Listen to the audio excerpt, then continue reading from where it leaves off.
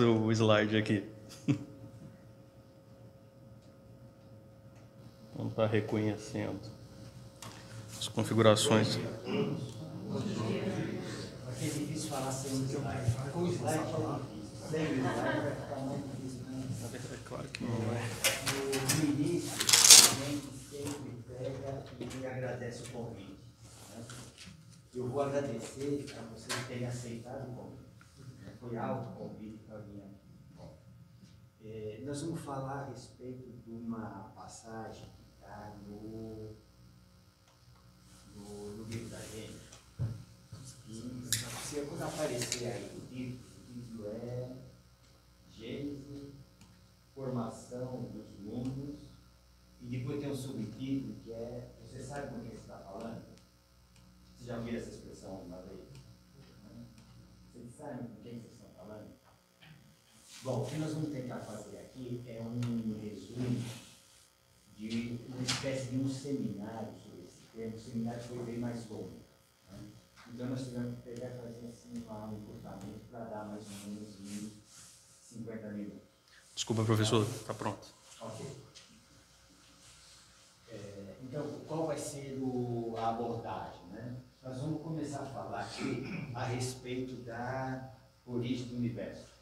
Quem já leu a Gênesis sabe que no início ele dá um preâmbulo, alguns capítulos, depois ele fala a respeito do universo, depois fala a respeito da Terra, depois fala a respeito da parte biológica. Né? Então a gente vai pegar dessa parte e ficar só no início, que é a parte da formação da Terra. Né? E isso daqui está aqui, né, que é a origem do universo, e um tempo atrás o pessoal perguntou quais são os 3 maiores problemas da ciência atual. O que é que a ciência está procurando? Quais são os 3 principais problemas que a ciência está tentando desvendar? Um deles é a origem do universo. Né? Isso é um grande problema para a ciência. O outro é a origem da vida. Né? Eu acho que nesse caso o pessoal da ciência está mais preocupado com a origem da vida aqui na Terra. Né? Mesmo a origem da vida aqui na Terra, a gente não sabe. A origem da vida no universo fica pior ainda. Né? E depois o outro é o funcionamento do cérebro. Mesmo o cérebro que funciona, não sabe como é que funciona. Né? Então esses são os 3 grandes desafios da ciência, vamos colocar assim. Nós vamos pegar o primeiro, que é a origem do universo. Tá? Que é bem pequeno, certo? É o menorzinho dele. Né?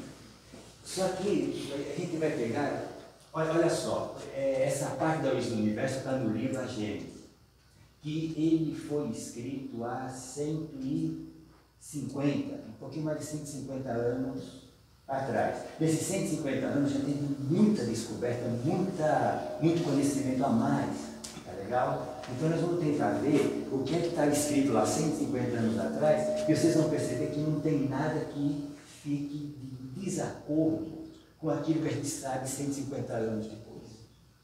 Beleza? E essa visão é a visão do Galileu. Tá? É o Galileu que escreve essa parte da Gênesis. Então, a gente vai ficar só vendo alguns detalhes, né?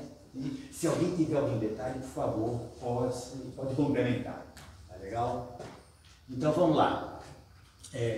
O Kardec ele fala nesse livro assim, ó, caminhando de par com o progresso, o Espiritismo jamais será ultrapassado, porque se novas descobertas lhe demonstrassem estar em erro acerca de um ponto qualquer, ele se modifica nesse ponto, o Espiritismo se modifica. E se uma verdade nova se revelar, ele vai aceitar.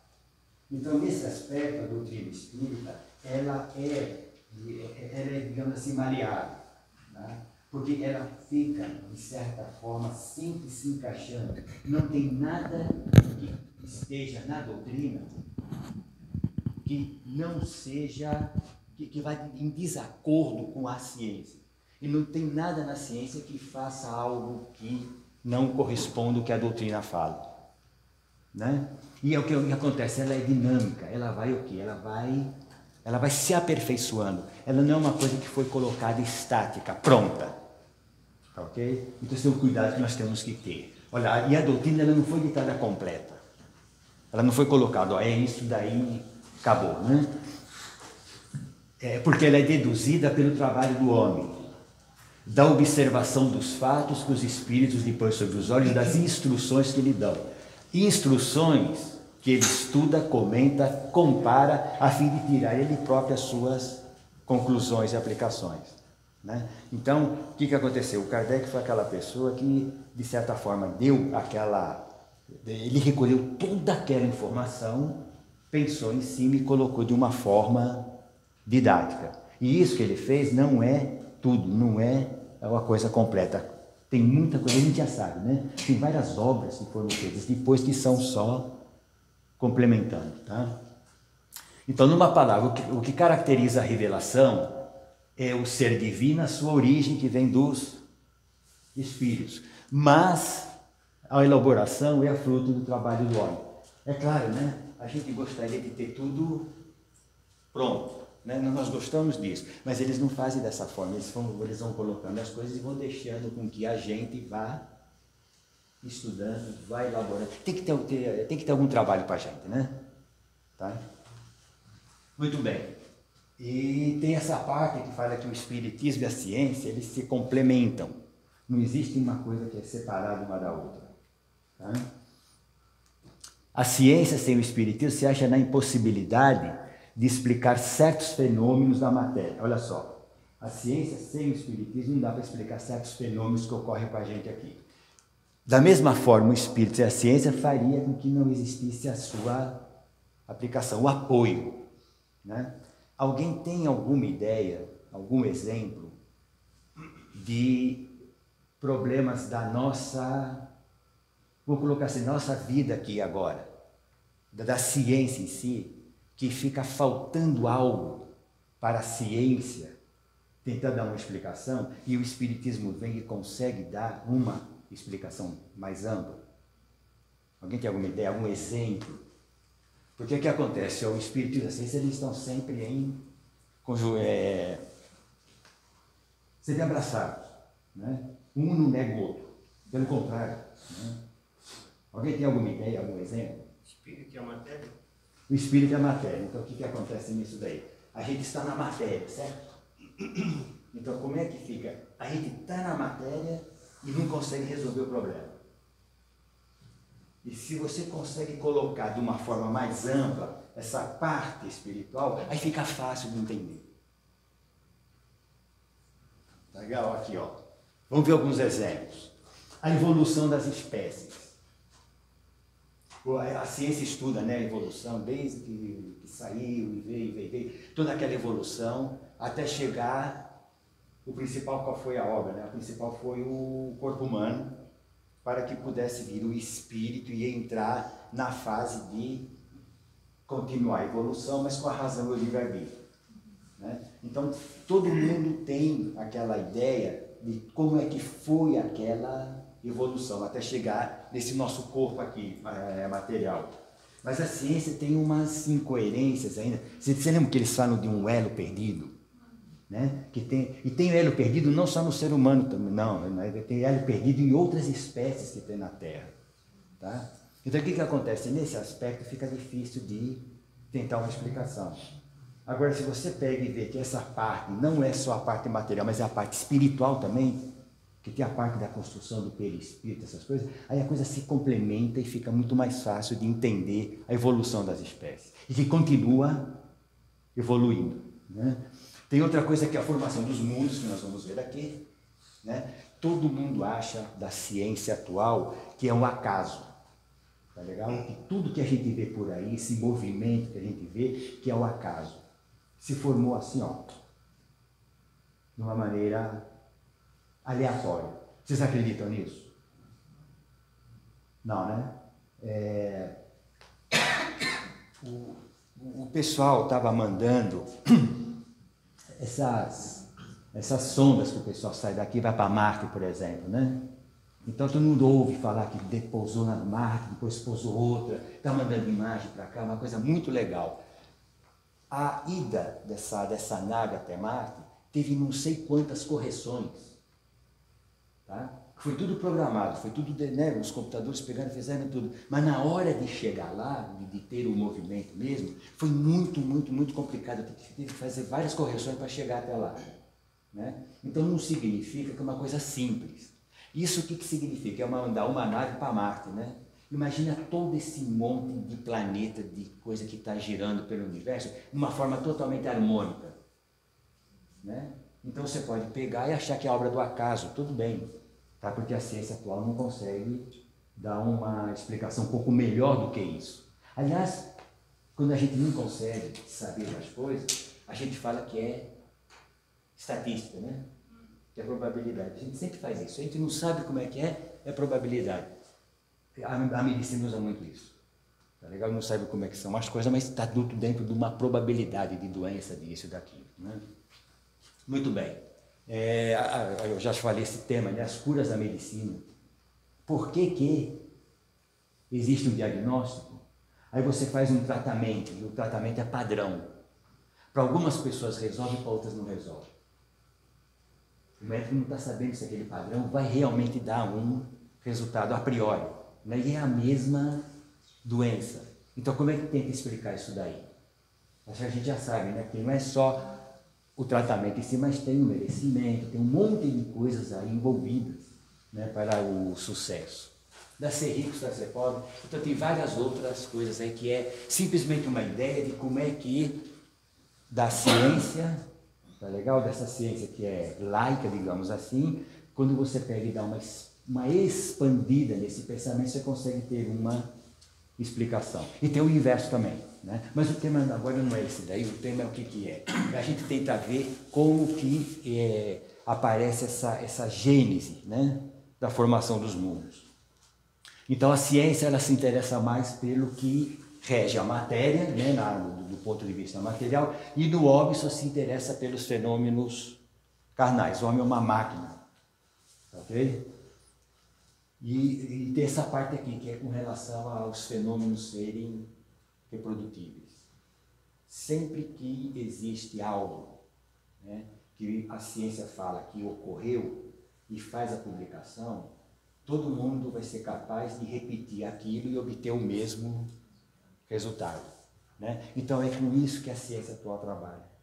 E fica muito complicado da ciência atual agora pegar e chegar à conclusão da existência do espírito.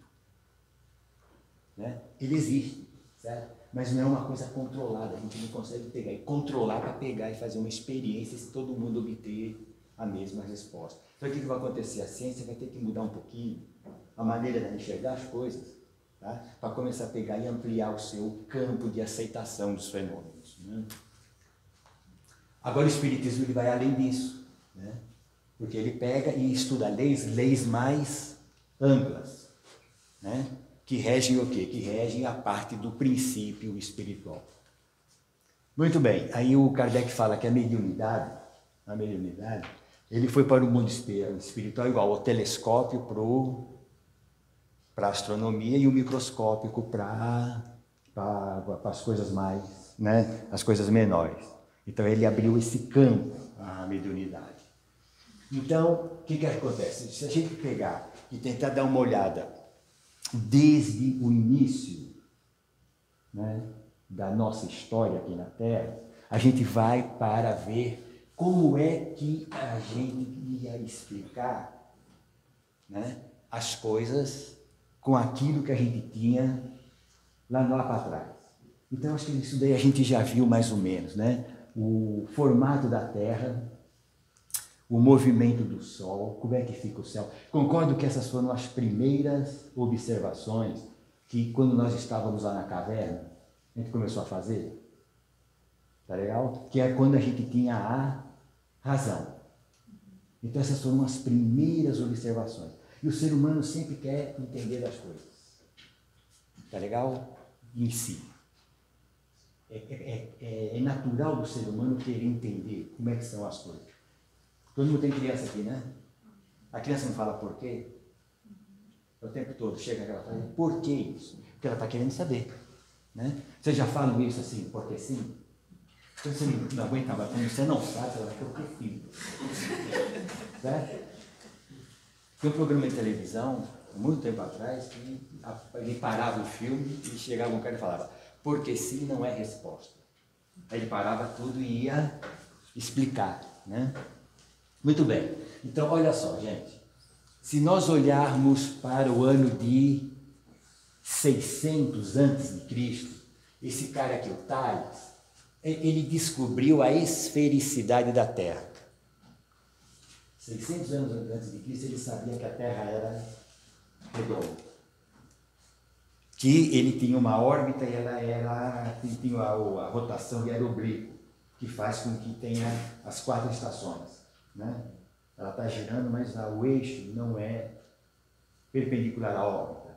É assim. É o que faz ter tudo isso que a gente vê. Mas a pessoa que monótono não seria se fosse desse jeito. Não ia ter inverno, verão, primavera e outono. Ia ser sempre a mesma coisa. Né? Tudo bem você fala se fosse ser que nem nosso lar, é tudo a mesma coisa no nosso lar, né? Mas é o sol, é agradável, é bonito, né? A gente não sabe muito bem como é que é aqui. No umbral é a mesma coisa também. Né? Lá a gente conhece o que é. A gente sabe muito bem como é que é a situação ali, né? Sempre tem aquela treva, aquilo lá. Então já pensou de um lado e do outro, fica meio...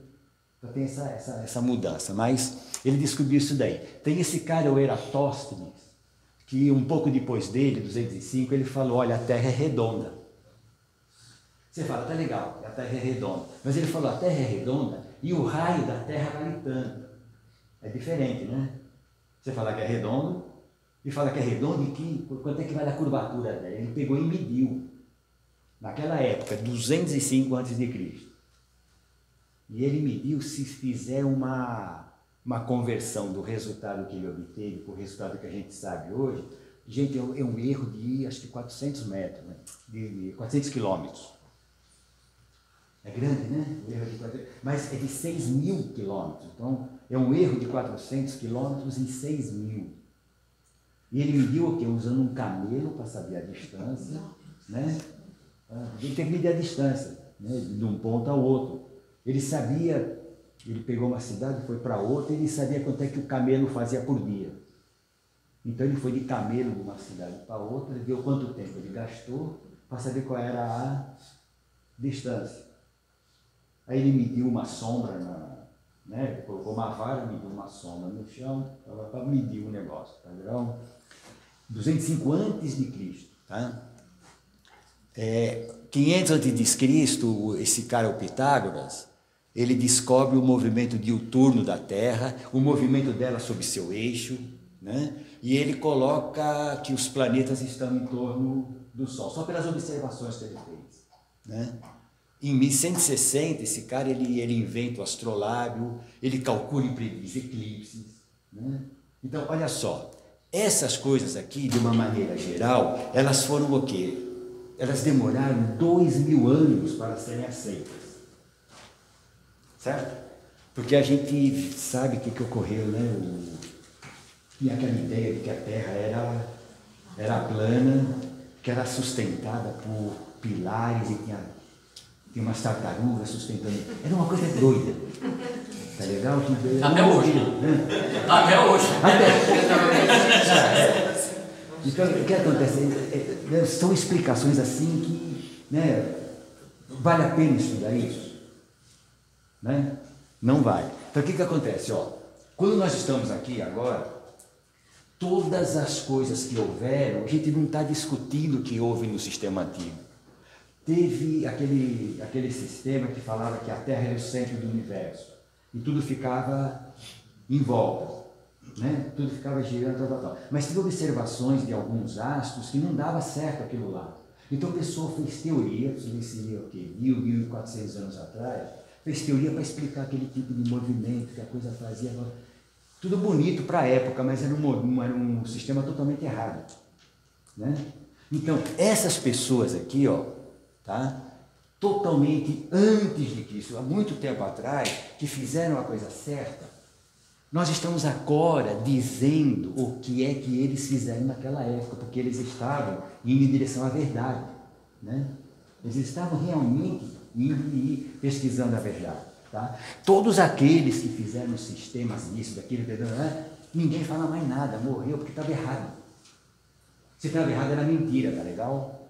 Então, significa que o que é mentira, ela vai sumir, tá legal? E o que é verdade, não, a verdade vai prosseguir, mesmo que demore um certo tempo, ok? Então, isso daqui era aquela visão anterior, tá? Era aquela visão antiga. E agora vem essa parte aqui, ó. Vocês já viram essa frase aqui, ó? Melhor rejeitar 10 verdades do que aceitar uma mentira. Já ouviram isso? Né? Isso é dito pelo Erasto, no livro dos Médiuns, no capítulo 20, em 230. Está lá o que o Erasto falou. Né? No meu caso particular, quando eu li isso daqui, eu não consegui entender por quê. Né? Por que é melhor você rejeitar 10 verdades do que aceitar uma mentira? Tá? Eu acho que aqui dá para ter mais ou menos uma ideia do porquê. Tá legal? É verdade, não é verdade? Então, sem ligar para a resposta que Jesus não deu para Pilatos. Pilatos perguntou, então o que é a verdade? Ele ficou calado. Então a verdade nós vamos ter que descobrir cada um de nós. Né? Então se a coisa é a verdade, não tem problema, porque se ela é verdade, ela vai ficar, ela vai sobreviver. Se for mentira, não tem por outra, vai sumir. Tá? Porque não é a verdade. Então se você pegar e rejeitar 10 verdades, tudo bem, não vai ter problema nenhum que você está rejeitando. Né? Agora, o que vai acontecer se você aceitar uma mentira? Tá? Se você aceitar uma mentira, você não vai assimilar aquilo e não vai trabalhar em prol daquela mentira, aí você vai se prejudicar. Tá legal? Se você não aceita a verdade, tudo bem. Você não aceitou, você não se compromete, a verdade ela fica lá. Agora, se você aceitou uma mentira, aí vai ficar complicado. Vocês se lembram da passagem do Gamaliel? Pedro, João, teve mais um outro apóstolo, que eles foram presos. E eles foram julgados pelo Sinédrio. Estavam lá para julgar pelo Sinédrio. E o que acontece? Estava todo mundo no Sinédrio querendo matar os 3. E eles seriam mortos naquela hora pelo Sinédrio se não fosse o Gamaliel. O que o Gamaliel disse? Ele chegou e falou, pessoal, vamos fazer o seguinte. Eles estão dizendo que estão pregando as palavras de Jesus e dizem que vieram de Deus. Tá legal? Se por acaso isso não for a verdade, nós não precisamos fazer nada disso, tá legal? Porque eles mesmos vão morrer, a coisa vai sumir por ela mesma. Agora, suponha que seja a verdade, que eles são de Deus mesmo. O que é que vocês vão estar fazendo? Vocês vão estar indo contra Deus. Vocês vão matar algo, né? Vocês vão matar pessoas que estão indo em direção às palavras sagradas. Tá? Com esse tipo de argumento, ele conseguiu pegar e mostrar para o pessoal ali que não precisava fazer nada. Eles não precisavam o quê? Aceitar a mentira, tá? De que eles não eram das pessoas que estavam falando a palavra divina, iriam fazer o quê? Um assassinato. Né? Então, ao aceitar a mentira, você vai se comprometer. Né? Então, eu acho que esse tipo de coisa aqui é bem legal, porque ilustra muito bem o cuidado que nós temos de ter, né, em aceitar ou não as coisas que estão por aí. E se olhar para a política, a gente vai ser pior ainda. Tá legal? Então, não é problema rejeitar verdade. Há muito tempo atrás, teve uma opinião muito sensata de uma pessoa que disse o seguinte, era com relação ao espírito, tá? Então, essa coisa de espírito, espiritismo e tal, ele chegou e falou o seguinte, olha, eu não acredito em espírito, mas que existe. Uranografia geral. Então vamos lá, Galileu. Galileu é quem escreve essa parte do livro, né? Quem foi Galileu? Ele foi a melhor pessoa para escrever esse livro, né? Porque ele... aqui está um pequeno currículo dele, tá legal? Então o que acontece? Qual é a parte mais importante do Galileu? A parte mais importante dele é que ele é considerado o pai da ciência, no sentido de que ele criou o chamado método científico. Se você chegasse para Aristóteles, chega para Aristóteles e fala, olha, eu tenho uma bola de chumbo e tenho uma bola de isopor. Eles não tinham isopor na época, mas vamos fazer de conta que eles fizeram, né? Você chegar para ele e falar, eu tenho uma bola de chumbo e uma bola de isopor. O que acontece se eu pegar e soltar as duas bolas? O que o Aristóteles ia fazer? Ele ia pensar o que ia acontecer. Tá legal? Então ele era uma pessoa, digamos assim, teórica, sendo que o pessoal agora chamaria de um cientista mais teórico. E o que aconteceu com o Galileu? Foi feita a mesma pergunta para o Galileu. O que aconteceu se você pegar e soltar? Um martelo e uma pena. Né? Ele pegou e foi fazer experiência. Tá? Então ele criou o quê? Ele criou um método científico que você tem a parte de teoria e experimental. E o pessoal disse que ele tinha aquela torre de Pisa, que era inclinada, ele ficou soltando as bolas ali e vendo a experiência. Né?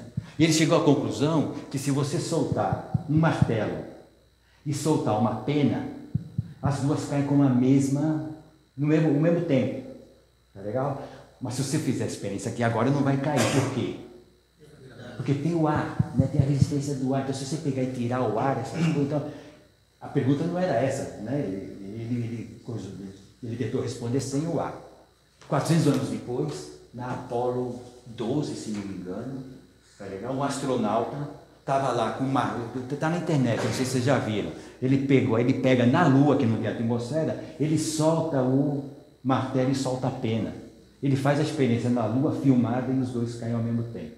Né? E o Galileu já sabia disso há 400 anos atrás, sem ter que ir para a Lua. Ok. Então ele é considerado o pai da ciência. Né? Então ele estudou muito, ele estava envolvido na invenção do telescópio, né, para olhar para o céu e tal. Muito bem. Então, vem aquela questão, né? O que é o espaço e o que é o tempo? A primeira fase do livro da Gênesis é espaço e tempo.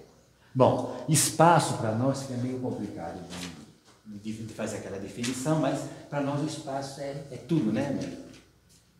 Ou seja, o espaço é o infinito, quando a gente pega, né, e olha. E olha só, nós estamos aqui fazendo só aquele exercício, aquela experiência de olhar para o grande, tá legal? Porque você pode pegar e olhar para o pequenininho, usar o microscópio. Hoje nós só vamos usar o telescópio. Da próxima vez a gente usa o microscópio, para ir mais, né, para o átomo, dentro do átomo, do núcleo, essas coisas. Então tem isso aí, e tem o tempo. Então o que é o tempo? Alguém já parou para perguntar o que é tempo? Porque é complicado de definir, né? O que é tempo? Porque o tempo é uma coisa muito relativa, concorda? Tempo é muito relativo. Tanto que o pessoal define vários tipos de tempo. Tem o tempo biológico. O que é o tempo biológico? Porque a gente muda, né? A gente vai mudando. Então, esse tempo da gente mudar é o chamado tempo biológico. Tem o tempo da ciência, que é aquela coisa que você tem um relógio ali, né? Eu não posso passar de meio-dia, certo? Então ele está marcando, aquilo lá é um outro tipo de tempo. Tem o tempo psicológico. Né? Então tem vários tipos de tempo. Aquele lá é que a gente fica mais, né? Que é o tempo, que é o aparelhinho mede, né? Eu não sei se vocês já tiveram essa experiência, de vez em quando você está numa situação, geralmente é uma situação boa, gostosa, o tempo não passa rápido demais, né? As férias não acabam logo. Então você vê a percepção do tempo, né? E o que acontece quando você vai na cadeira do dentista? Não passa. É uma eternidade, né? Então você vê, a definição do tempo para nós, né, fica meio complicado. Né? Então é por isso que a gente usa aquele aparelhinho ali para ter mais ou menos uma ideia. E às vezes não deveria usar não, né? Tem muita gente que fala, qual é a tua idade? 39. Depois de 10 anos. 39. Né? Bom, a Gênesis, duas partes ela se divide. A história da formação do mundo material e a história da formação da humanidade. Então ele pega Uma é a formação dessa parte material e depois o que aconteceu com quem está lá para pegar e chegar na formação do ser humano, o homem, para haver a encarnação dos espíritos com livre-arbítrio e razão. E aqui a gente tem que falar que tem um fluido etéreo, né, que a gente não tem só essa matéria que a gente conhece, está tudo no meio de uma coisa um pouco mais sutil, tá legal? Através desse fluido etéreo que todas as coisas são formadas, inclusive a nossa parte material, né? Então tem o fluido cósmico que, né, dá toda a formação. A ciência atual não coloca ainda isso daí como uma parte, né, do seu estudo, fica só mais na parte do que se consegue ver, né? E se a gente for lá para o estudo da Gênese, o que o Galileu fala, é como é que se formou porque veja, o que é o universo? O universo, vamos começar, é a Terra, né? A Terra ela faz parte, porque nós estamos na Terra. Mas a Terra não está sozinha, ela está o quê? Ela está girando em torno do Sol. Mas a Terra não está sozinha, é do Sol, o Sol não é dela, o Sol.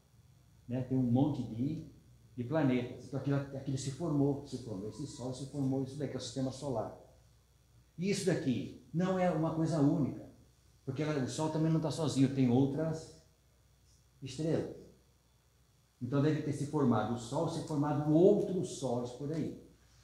E esses sóis também não estão sozinhos, eles estão formando o quê? Um aglomerado que o pessoal chama de galáxia. Então a galáxia o que é? Aquela formação daquelas estrelas. Mas a galáxia não é única, se você olhar, né, desse tamanho, uma coisa grandona, tem outras galáxias por aí. Então se você pegar e falar, bom, como é que houve a formação do sistema solar é uma coisa. E como é que houve a formação do universo, que é de tudo isso, todas as estrelas. Então a coisa fica meio complicada, né, de tentar pegar e chegar numa teoria, numa resposta, mas o exercício é bem legal, né? É bem legal esse tipo de exercício. Então aqui o próprio pessoal lá da época, lá do Galileu, não Galileu quando ele estava encarnado, mas ele desencarnado, falando, né, para escrever a Gênese, já se tinha esse conhecimento, que tinha uma espécie de nebulosa. Nebulosa é um monte de partículas que estão por lá, né? E daquela nebulosa a coisa começa a se condensar. Aquelas coisas começam a se condensar e vai formar o Sol e os planetas. Essa é, digamos assim, é o germe que a gente conhece hoje da formação desse tipo de sistema solar, só de uma estrela só, tá? Então aqui tem uma espécie de uma fotografia, tudo que eu vou mostrar por aqui, se não for fotografia eu falo, tá legal? Isso daqui não é uma fotografia, isso daí é uma visão artística de como se forma um sistema solar, tá legal? Daquela nebulosa a coisa começa a se condensar, se condensa no centro para formar o Sol. Né? Então aqui no centro está começando a formar o Sol, mas as coisas que ficaram em volta vão, né, dentro daquele movimento, formar os planetas. E as coisas não são estáticas, está tudo girando, tudo andando. Né? Então quando você pega e tem essa formação, o Sol não está formando paradinho, ele está andando. Ele está levando tudo que está em volta, que está andando em torno dele. E aquilo que está formando também está formando coisa em volta. Então tem o Sol, tem os planetas, e cada planeta tem os satélites. Né? Então tudo isso daí é a formação. Isso daqui é mais ou menos uma história da formação do nosso sistema solar. Começou assim, né, toda aquela poeira em fase de condensação, condensou mais, começou a condensar mais ainda, começou a formar um núcleo. O núcleo, depois ele acendeu, né, ele começou aquela reação nuclear, ele começou a ser o Sol, e essas coisas que ficaram em volta foram se agrupando, se aglomerando em volta, e depois começou tudo a ficar em movimento. Isso aqui é uma parte bem sumarizada, né, do que é o sistema solar, mas tem um monte de coisa andando por aí ainda, tem cometas e asteroides e etc. Né? Mas essa daí é uma visão dessa formação. Tá? Isso daí o Galileu já falou lá na Gênese, como é que é feita essa formação. E aqui tem uma visão, isso daí é mais ou menos em escala, do como é que fica o nosso sistema solar. Você tem aqui o Sol, e vem aqui Mercúrio, Vênus, Terra, Marte, Júpiter, Saturno, Urano, Netuno, Plutão já não é mais pela idade que nós temos aqui, todo mundo aprendeu que Plutão era planeta, né? Mas não é mais. A razão é porque ele não é muito grande, ele é meio pequenininho. Então, se deixar Plutão como planeta, tinha que colocar mais uns 100 outros astros que têm mais ou menos a mesma dimensão que estão por aí. Né? Então, o pessoal da escola achou ótimo, né? É melhor tirar que fica só 8. Certo? Para decorar. Já pensou de que decorar os 100 planetas? Né? E decorar quem é que descobriu cada um deles. Agora, olha só, o Mercúrio, ele é bem pequenininho, isso daqui está em escala. Está em escala que o Sol só deu para colocar assim, sei lá, um pedacinho dele. É tão grande que o Sol é. Então, teve os planetas, em volta do planeta ficaram formando os satélites, e os cometas são aqueles que não ficaram nem em órbita ainda de nada, né? Eles ficam só passeando pelo sistema solar. Né? E tem aqui a Via Láctea. Todo mundo já ouviu falar da Via Láctea, né? A Via Láctea é a reunião de todas as estrelas da qual o Sol pertence. Né? Então, o Sol pertence aqui. Então, isso daqui seria... Isso daí não pode ser uma foto, é uma visão, tá? De como é que são as coisas na Via Láctea. Todo mundo sabe como é que é a Terra, né? Até sair o primeiro astronauta, né? Sabia-se como é que era a Terra só pelo fato de estar morando dentro, né? Tá legal? Então isso daqui, ó, a gente sabe como é que é a Via Láctea, a gente está morando dentro da Via Láctea. Então dá para ter uma ideia de como é que ela é. Ela é mais ou menos um disco. Ela tem muito mais densidade aqui do que nessa outra parte vertical. Essa é uma foto real com alguns filtros, né, que o pessoal coloca nas câmeras para ver, ó, como é que fica a visão da Via Láctea. Tá? A Via Láctea tem várias estrelas. E aqui, vocês sabem qual é a estrela mais próxima do Sol? O Sol é uma estrela, depois são 100 bilhões. Tá? Só na Via Láctea são 100 bilhões de estrelas. O Sol é uma delas. E olha, é a menorzinha que tem, tá legal? Antigamente, quando a gente estudava, falava que era de quinta grandeza. Tá legal? Não ficou legal, sabe como é que é chamado o Sol? Agora é uma estrela anã. Ficou pior ainda, tá legal? É uma estrela anã, porque ela é realmente de tudo que está aí na Via Láctea, ele realmente é o mais insignificante em termos de estrela. Porque tem cada estrela por aí que quando a gente começa a pensar o tamanho dela, a gente fica meio doido. Imaginar uma estrela daquele tamanho. Vocês conseguem imaginar uma estrela que é do tamanho do sistema solar? Nossa. Tá legal, ó. Deixa eu ver se... Aqui, ó. Tá vendo? Isso daqui é o sistema solar. Tem estrela que é desse tamanho aqui. Não todo, mas se faltar 20%, 30% já, né? Dá para entender porque que chama o Sol de estrela não, né? E tem o seguinte, ela não está sozinha não, são duas. A maioria dos sistemas estelares, não é uma estrela só, são duas girando. A formação dela é desse jeito. Aliás, saiu uma foto, esse ano de 2019, saiu uma foto. Olha só o azar que a UFMG, onde eu estou agora lá no Brasil, teve. O pessoal lá da UFMG, os astrônomos, conseguiram analisar e conseguiram fotografar estrela em formação. Tá? E não é uma estrela única, é uma estrela binária. Então eles conseguiram pegar a foto da formação de uma estrela binária. É uma coisa muito bonita. Quando você vê aquela foto, você fala assim, é borrado. Alguém tremeu na máquina, não vale nada, mas se olhar para o aspecto científico, é uma formação, né? Beleza. Só que, no ano passado, o pessoal faz votação das melhores fotos, né? Essa daí seria, digamos assim, a número 1, a melhor foto. Só que teve um cara que fotografou um buraco negro, tá legal? Então essa foto do buraco negro saiu em tudo que é jornal, de tudo que é país.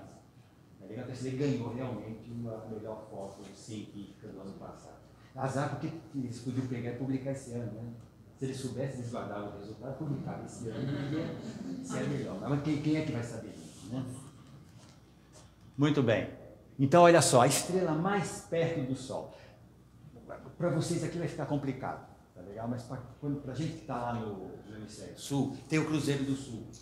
Então, se tem o Cruzeiro do Sul, tem aquelas duas estrelas bem grandes embaixo, né? Se você pegar aquela estrela menorzinha, que chama Alfa Centauro, essa é a estrela mais perto do Sol. É o sistema estelar mais perto que fica do Sol. E fica a 4,3 anos. Se você vai na velocidade da luz, leva 4 anos e meio para chegar lá. Tá legal? Aquela série Perdidos no Espaço, acho que tem muita gente aqui que se lembra dela, né? A série Perdidos no Espaço, eles iam para Andrômeda, para Alfa Centauro, né? Aquela estrela mais perto. Tá legal? Muito bem. Então, tem as estrelas, olha só esse sistema Sirius, é 1.300.000 vezes maior do que o Sol. Né? E o Sol, esse nosso Sol, ele é sozinho. Tá? Então, tem 100 bilhões de estrelas nesse sistema solar. A estrela mais longe, eu acho que eu pulei aqui, mas ela está... Quer ver? Aqui, ó. A mais perto, a estrela mais perto está a 4,3 anos-luz. Agora, a mais longe está a 50.000 anos-luz. Quer dizer, se andar na velocidade da luz, demora 50.000 anos. Então, a luz dessa estrela está demorando 50.000 anos para chegar até nós, a mais distante. É só para ter uma ideia do tamanho da Via Láctea, que não é a única, tá legal? Ela tem outras galáxias por aí, né? E gente, ó, a gente quando olha para o céu está tudo paradinho, né? Mas está tudo em movimento, certo? Está tudo em movimento. Eu não vou colocar as velocidades aqui, não, porque a Terra está em movimento assim, a Terra está em movimento assim, o Sol está em movimento muito maior, tá? Eu não vou colocar isso não, porque a gente fica tonto, sabe? Quando a gente começa a ver qual é a velocidade que a gente tem realmente. Você encontrou a causa da labirintite. Então, olha. Então, e não tem cura, tá? Então você tem que parar o Sol. Né? Olha, aqui a Via Láctea, se você pegar e fazer a foto da Via Láctea, essa é estou falando foto, mas aqui é uma visão meio artística, né? Aqui está o Sol, ó. Aqui está o centro, o Sol fica aqui. Essa é uma outra visão da Via Láctea, um pouco mais completo, onde o Sol está nessa posição. Então dá para tranquilo fazer, né, essa olhada nessa galáxia. Agora, isso daqui, ó, é a galáxia mais perto da nossa. Andrômeda, exatamente, Andrômeda. Andrômeda é uma outra galáxia que está muito mais, é a mais perto daqui. Olha só, ela está a 2,5 milhões de anos-luz. Então, a estrela mais perto está a 4,3 anos-luz. A mais longe, dentro da Via Láctea, 50.000 anos-luz. Tudo isso forma uma galáxia. Dessa galáxia, a mais próxima que está lá, está a 2,5 milhões de anos. Então já começa a pegar e multiplicar por 1000 aí, que é a galáxia mais perto. Agora, essa galáxia mais perto é aquela que a gente consegue ver direitinho, né? Com os equipamentos e tal. Mas tudo isso está andando, tá legal? Tudo isso está andando. E nesse universo todo aí, deve ter por volta de 200 bilhões de galáxias. Certo? Eu estou contando só essas coisas que a gente, né? Tem outras coisas por aí também, mas... Então, aí, quando a gente começa a pensar nisso daí, a gente vê como que... Isso daí é o que é conhecido, tá legal, gente? Isso que é conhecido, está catalogado, tem nome, tudo, né? Tal. É só para ver como é que essas coisas são grandes, né? Então, nada está parado. E a gente vê o universo todo escuro assim, né? Mas tem muita luz que são provenientes de todas essas estrelas. Né? Então, isso daqui, essa foto, é a foto que estava logo no início. Então, se a gente olhar para essa foto, tudo que é pontinho aqui, tudo que é pontinho bem definido é uma estrela da Via Láctea. E tudo que essas manchas, esses borrões, isso aqui são galáxias. Isso aqui é uma foto de um pedacinho só do céu. Né? Isso daqui são as fotos do Hubble que ele conseguiu pegar. Tá?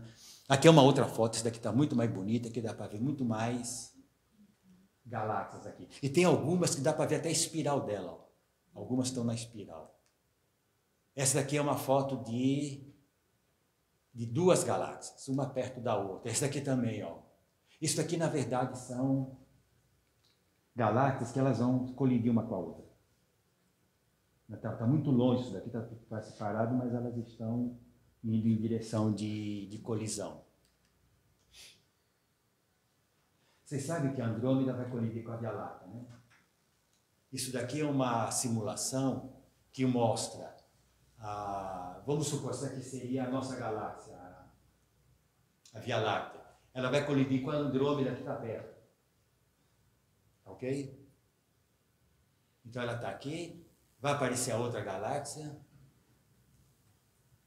Essa simulação, ó, 1 segundo aqui deve ser talvez milhões de anos. Né? Então vocês não precisam ficar preocupados com a semana que vem.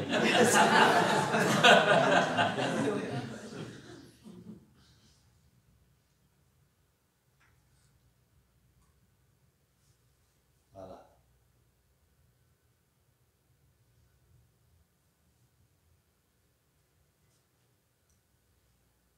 Vocês veem que uma passa pela outra, depois é atraído de novo, até pegar e chegar numa situação de equilíbrio. Tá legal? Ou seja, nessa pancada aí, voa estrela para tudo que é lado. Né?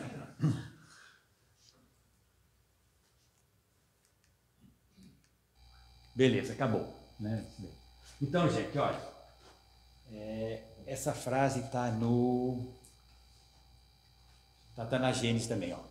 Logo reconheçamos aqui, como nos outros estudos, que a Terra e o homem são nada em confronto com o que existe e que as mais colossais operações do nosso pensamento ainda se estendem apenas sobre um campo imperceptível diante da imensidade e da eternidade de um universo que nunca terá fim.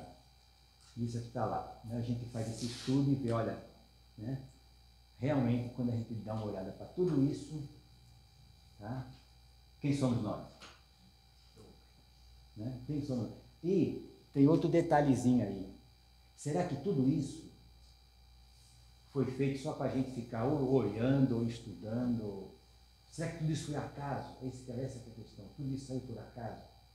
Ou será que tem realmente algo, tá, que esteja operando e fazendo com que essa parte tenha toda uma harmonicidade para existir? Né? Eu acredito que é essa parte, né? Tem alguma coisa andando em cima disso. Bom, essa outra parte que nós vamos ver agora, eu não consigo reproduzir o que essa pessoa vai falar para você agora. Tá legal? Ela vai fazer mais ou menos um resumo, ela vai falar um monte de coisa por aí. A imagem não está boa, o som está pior ainda. Certo? Mas com boa vontade, vamos ver se a gente consegue pegar e tirar o que ele quer dizer. Tá legal? A pessoa não é espírita, não foi feito, ele vai falar, não foi produzido em nenhuma casa espírita, aliás, foi produzido em uma reunião num banco. Vocês vão ver o símbolo que vai aparecer, acho que é Banco do Brasil, certo? Tá legal? Então, não tem nenhuma conotação especial com a doutrina espírita, com o espiritismo. Mas o recado que ele vai dizer, eu acho que vai cair direitinho com isso daí que a gente acabou de ver agora. Tá legal? Então, se tudo correr bem, a gente passa o filme e depois do filme acabou. Certo?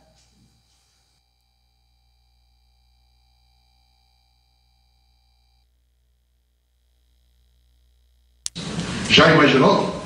Já conhece gente que vira e fala assim, sabe com quem que você está falando? Tem gente que inclusive não admite nem ser travado na porta giratória do banco. Ele acha uma ofensa. Quase que ele vira para o guarda e diz assim, não está vendo que eu sou branco? Tem gente que não admite separado num acesso controlado. Sabe com quem você está falando? O que você responde, hein? Eu pedi para colocar um reto projetor aqui para eu desenhar um pouco o que é que significa.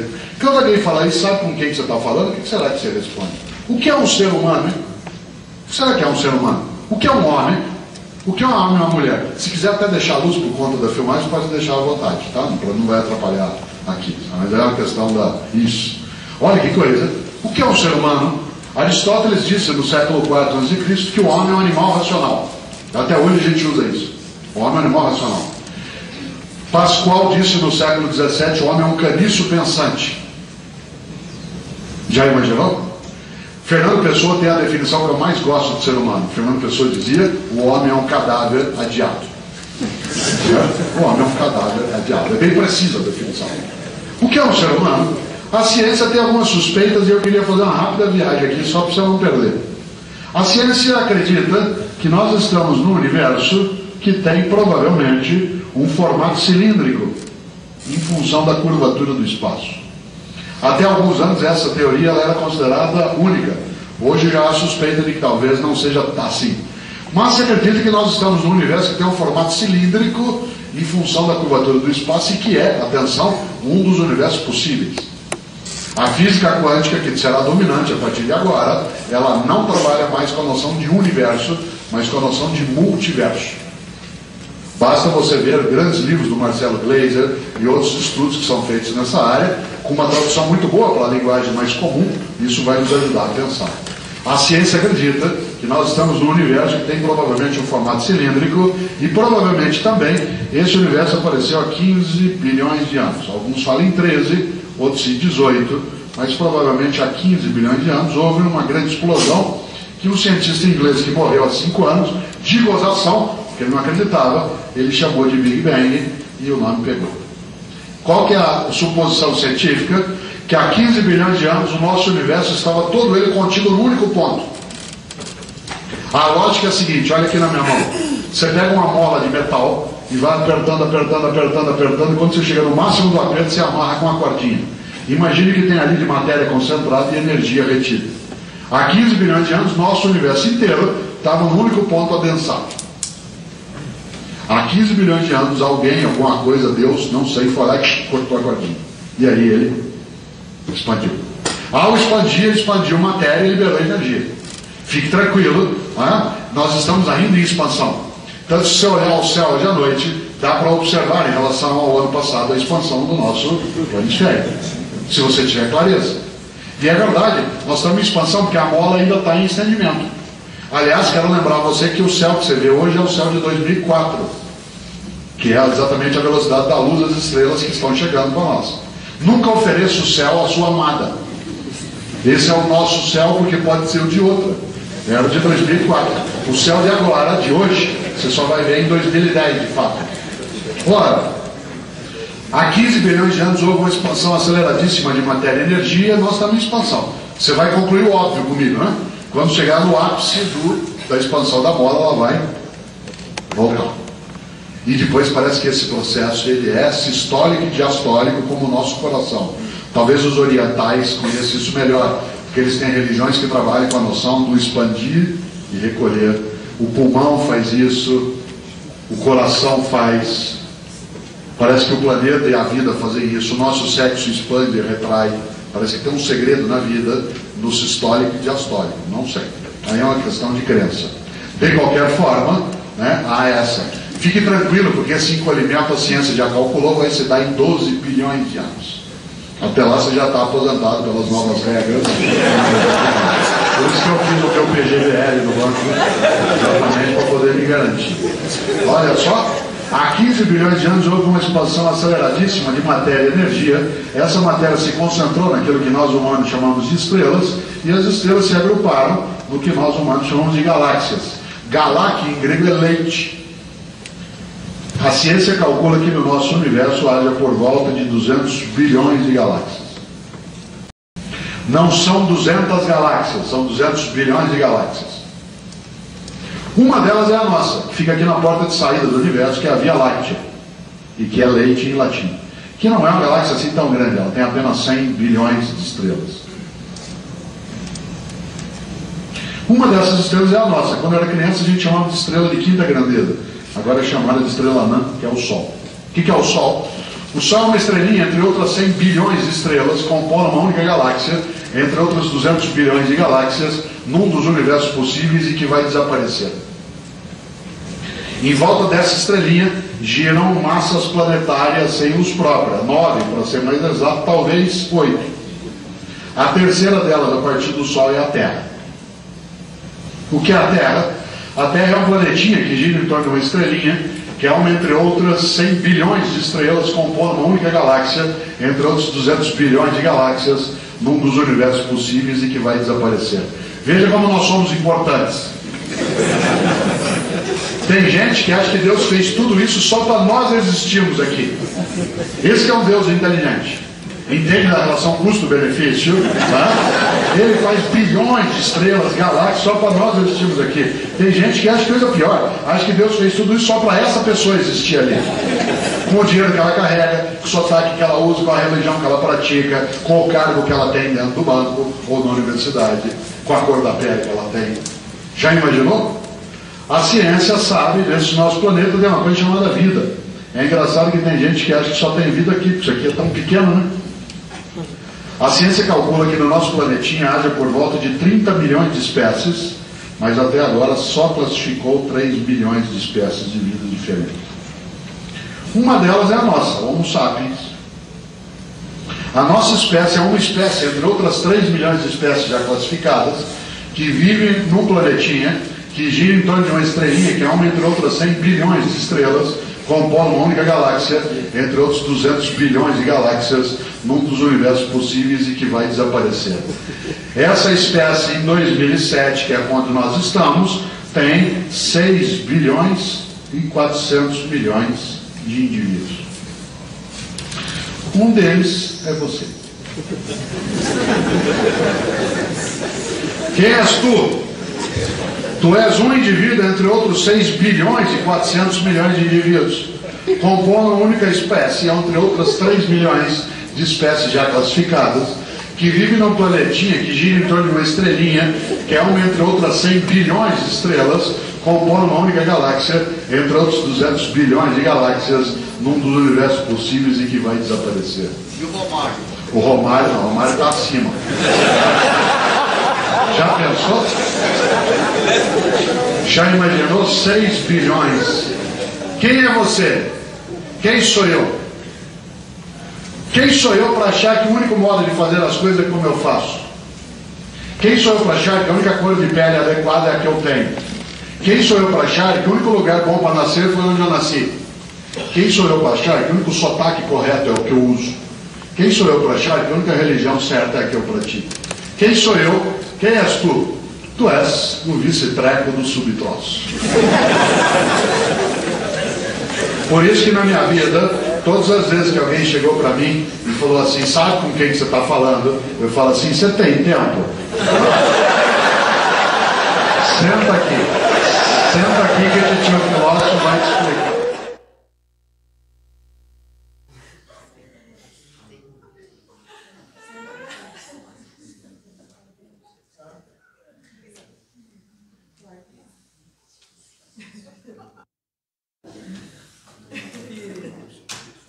Muito bem, pessoal. Vamos agora fechar os olhos. Sentir todas essas energias nesse ambiente. Agradecer pela semana, agradecer pela manhã de hoje, pelo dia, pela vida. E vamos sair daqui muito mais energizados, com muito mais força, muito mais ânimo, para atravessarmos mais um período, mais uma semana, realizando todas as nossas tarefas, fazendo sempre tudo da melhor maneira possível. Que assim seja.